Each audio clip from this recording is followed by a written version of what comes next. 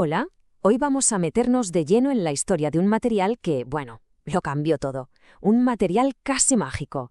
Pero esta es también la historia de su cara oculta, de una consecuencia microscópica que ahora está apareciendo en el sitio más inesperado de todos, nuestra propia comida.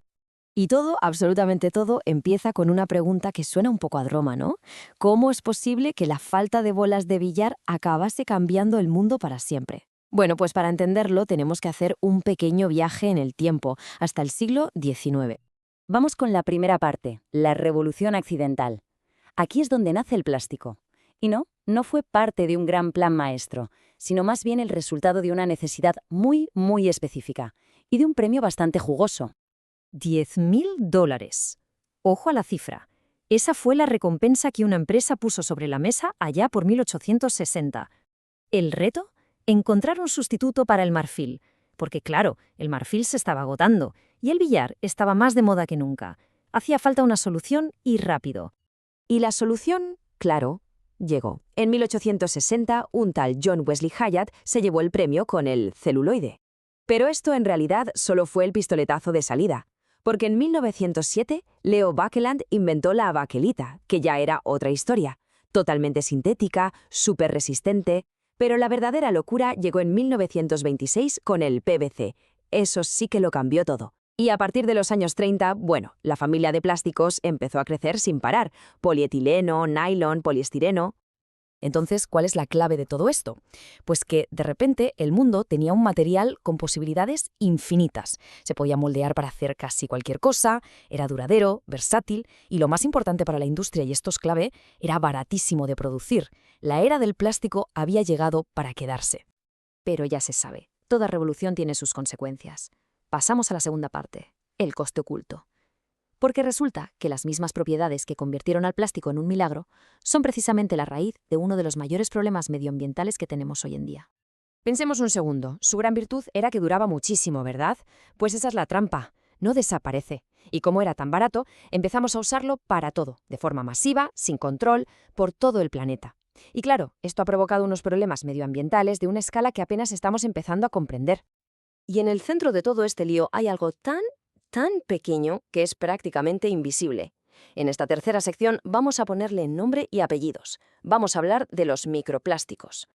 A ver, ¿qué son exactamente? Pues para que nos entendamos, los microplásticos son trocitos minúsculos de plástico, normalmente de menos de 5 milímetros, que vienen sobre todo de la rotura de cosas de plástico más grandes. Son, por así decirlo, las migajas de nuestra civilización del plástico.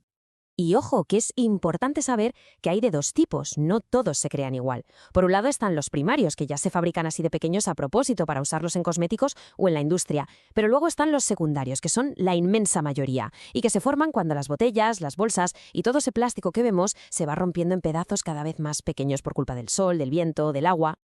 Pero lo que de verdad da un poco de vértigo es que, según los expertos, lo que sabemos es poquísimo, como resume muy bien esta cita.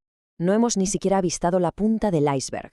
O sea que lo que vemos es solo una mínima parte del problema real.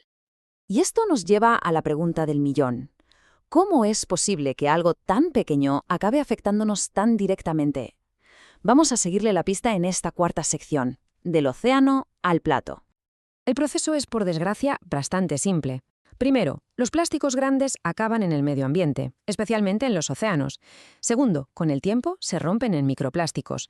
Tercero, los animales marinos, desde el plancton más pequeño hasta los peces, los confunden con comida y se los comen.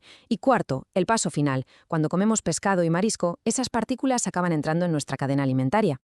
Con lo que llegamos a la última parte, y la más personal de esta historia, la quinta sección, un ingrediente indeseado.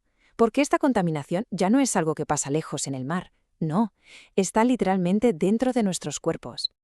La ciencia usa dos palabras que suenan muy técnicas pero que lo resumen perfectamente, ubicua y cosmopolita. ¿Y qué significa esto en cristiano? Pues muy fácil, que está en todas partes, en casi cada rincón del planeta, que no hay donde esconderse. Y cuando decimos en todas partes, es que es literal. Se han encontrado microplásticos en alimentos tan comunes como el azúcar, la cerveza, la sal marina o la miel. Pero esperad, que la lista se vuelve mucho más íntima y alarmante. Se han encontrado en tejido pulmonar, en la sangre, en la placenta de embarazadas e incluso en el meconio, que es la primera caca de un recién nacido. Es tremendo. Esto nos sitúa ante el verdadero reto. Ya no se trata solo de hacer una lista de dónde están los microplásticos. Como dice esta cita, ahora lo más inteligente, lo más urgente es averiguar qué impacto real tienen en la salud humana. Esa es la gran pregunta que está en el aire. Y con esas preguntas nos quedamos. ¿En qué alimentos hay más? ¿Cuáles son todas las vías por las que entran en nuestro cuerpo? Y sobre todo la pregunta más importante, ¿qué nos están haciendo por dentro? La historia del plástico, que empezó, recordemos, con una simple bola de billar, nos ha traído hasta aquí, a un punto en el que el ingrediente invisible podría ser el que defina nuestra salud en el futuro.